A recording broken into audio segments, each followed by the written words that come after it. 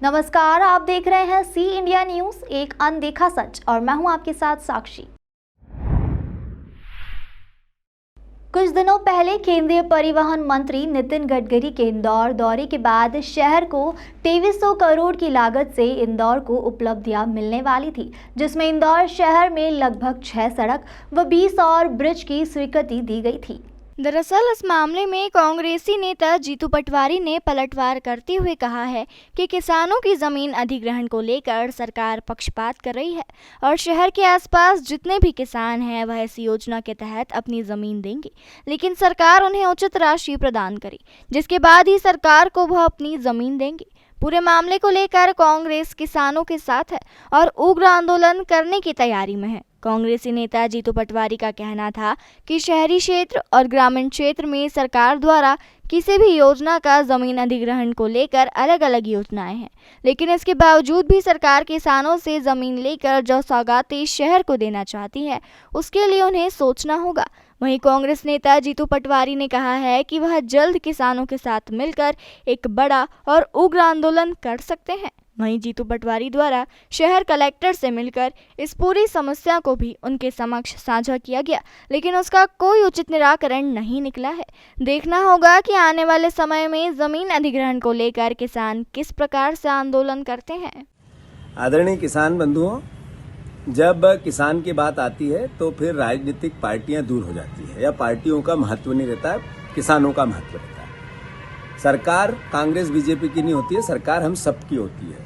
सरकार आम आदमी की होती है, आपकी और हमारी भी होती है। लोकतंत्र का तकाजा है कि कोई सरकार कोई नीति बनाती है तो अगर उसमें कमी दिखती है तो विपक्ष के लोग मुखरता से उसकी आवाज उठाए। मैं विरोध का विधायक हूं, इसलिए मेरा दायित्व है, चूंकि विधानसभा भी वही है जिन्होंने आप लोगों ने मुझे बनाया, तो आपकी ताकत से बात उठाऊं। अगर यही बात सत्ता पक्ष के लोग भी उठाते हैं तो कोई बुरा नहीं है, उसका भी स्वागत है, पर स्वागत में उद्देश्य हम सबका एक है। अभी कलेक्टर साहब ने 2 दिन पहले जब प्रतिनिधि मंडल मिलने गया तो कहा बिना सहमति से किसानों से जमीन नहीं ली जाएगी। स्वागत है अगर ऐसा होता है तो, पर मैं याद दिला दूं आप सबको, इससे पहले ऐसा एक बार भी इस सरकार और इस प्रशासन ने नहीं किया है कि किसानों से सहमति ली आज तक। तो आगे क्या होगा पता नहीं।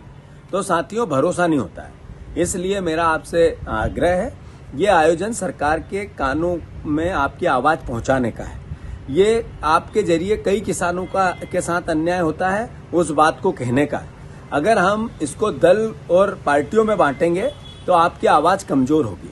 कोई परिवार के लोगों को इस आंदोलन में का अच्छा भी लग रहा है, किसी किसी को अपनी पार्टी बड़ी लग रही है, तो पार्टी हो सकती है, जिसकी जो पार्टी है उसको सम्मान करना चाहिए। पर दोस्तों, जब किसान की बात आए, सरकार हमारी है, तो सरकार हमारी है तो फिर हमारी सरकार से हम सवाल तो करेंगे ना। तो आप इस तरीके से, इस नजरिए से इस पूरे आंदोलन को देखो।